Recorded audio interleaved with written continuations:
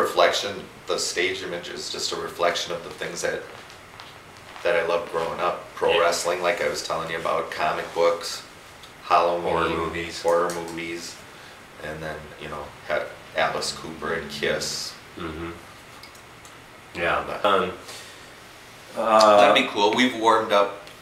We played with Twisted Sister and Wasp and Raven. You remember Raven? Oh yeah, Raven. Yeah. Helix. You know. Triumph? No. That Plasmatics we played with. Oh, that would have been cool. Mm-hmm. Yeah, that was really cool. Where was that? First Ave. Mm-hmm. Yeah. I don't know. You know, playing in Europe was really cool at those festivals. It's just like they do it, you know, times 10 here. You know. Mm-hmm. And like heavy metal's a religion there. Yeah. Yeah. And that was really a lot of fun.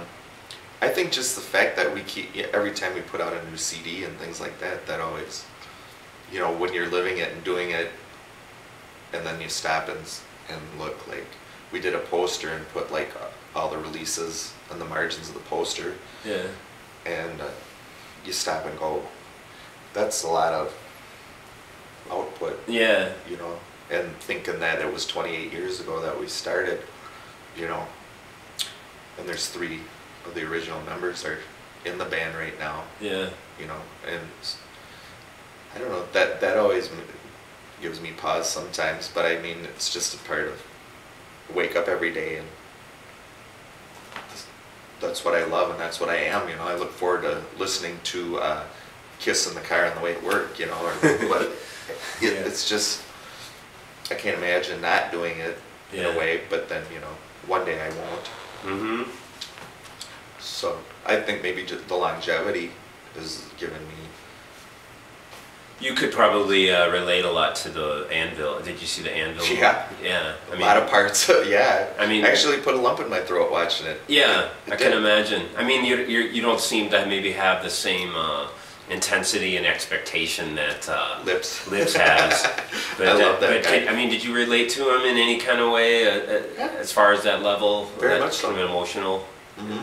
Just that being committed to something and really loving it and just, you know, as long as I enjoy it and continue to have a good time, I'll keep doing it. And I think he's the same way, you know. Yeah. I'm not as intense as Lips, as you say. Did it seem that way for a while, maybe, or it kind of seemed we were going that way at, you know, but you know, I had my son at an early age, and he really grounded me in a lot of ways that showed me that was more important to me. Yeah. Although I definitely would love to make a full-time living at playing music, you know, but like I said earlier, I'm very thankful for the sweet family life that I have, and you know, I wouldn't trade that for any of it. So yeah.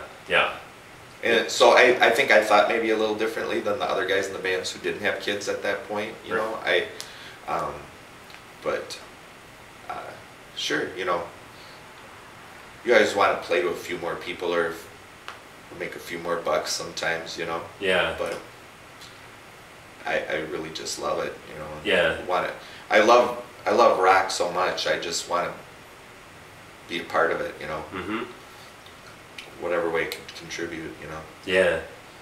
And it's like, you know, at the time with the PMRC and then the second album, Bob Mould producing it, and it was just like all these things were happening, boom, boom, boom, like so quickly. Yeah. That happened in like a 2-year period. All those things happened in my life, you know, and it was like, you know, wow.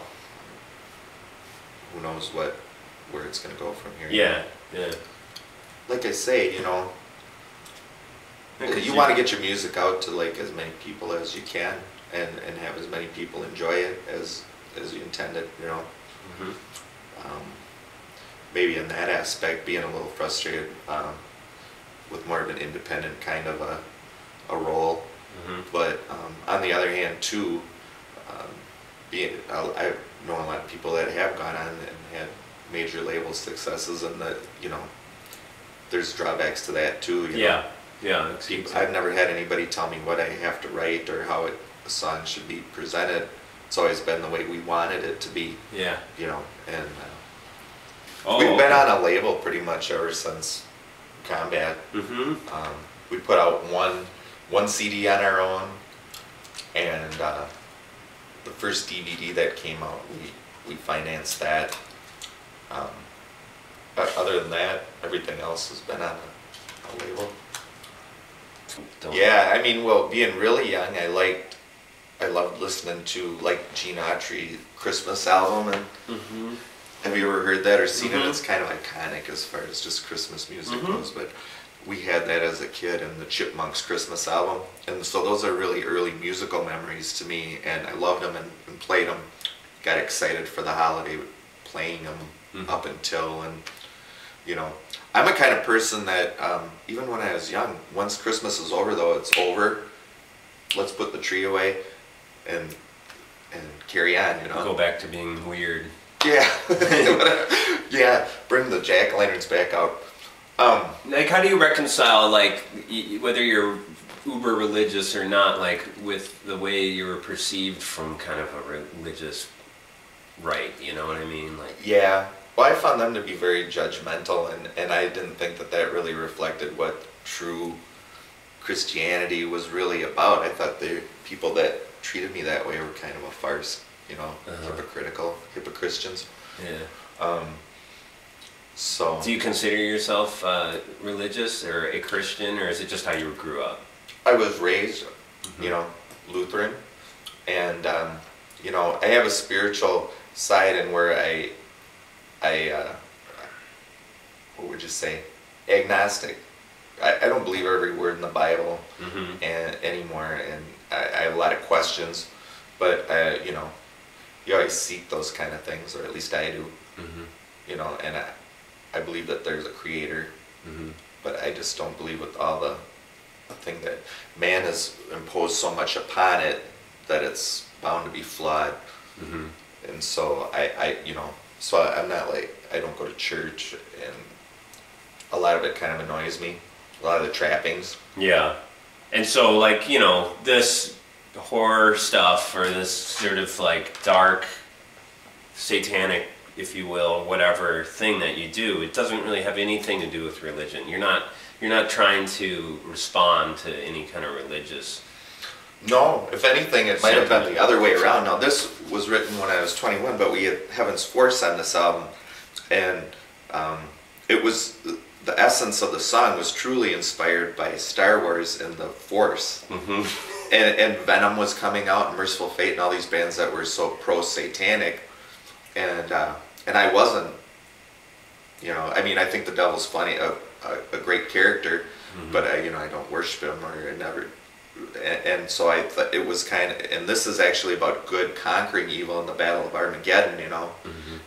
So, and Island of the Damned, you know, is kind of like the old Black Sabbath angle of warning you of hell, you know, where you're gonna go. Yeah. You know, if you live a life of sin or whatever. So what would have been your response at the time where people are accusing you of like spreading Satan, whatever? I mean, you were... I say it's entertainment, you know. I'm an entertainer, and if you know, and it's horrific because I grew up on horror movies and Halloween, and that's what I'm representing with this, you know. And if you want to dig deeper, if you're going to just look at that's the thing, people just look at the surface so often and make it and determine what it's about. Well, whereas a Christian person would read the lyrics to Island of the Damned or Heaven's Force and go, my God, this is like Striper or something, you know what I mean? Yeah. And that's how I grew up too, is people would like look at me with my earring, leather jacket, long hair.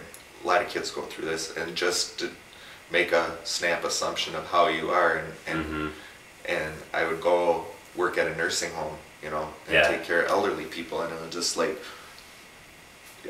you don't know me or who I am, or just by what I look like. And it's the same thing with music, you know. People just make judgments on how. Well, you can't really blame them for making a judgment after when they look at the cover. Well, and like I told you, it was the master plan, was to get people's attention. I never really took it all that seriously. And you know, one thing I do remember about this, Bob came up with this weird thing, this cross thing he's got in the picture. Yeah. We took our individual photos, you know, that we wanted on the album, and he did that, and I was like, what the hell is that, you know? Yeah, he was a character. Yeah, it represents good and evil because it's right side up and upside down. He always kind of talked like Al Pacino. Yeah. You know, and I was like a little turned off by that at the time, you know, because I just wanted to be graveyards and explosions and ghouls, you know. Horror movie, yeah. No, yeah, I never really wanted to have any religious slant to it. Yeah. At all. Right.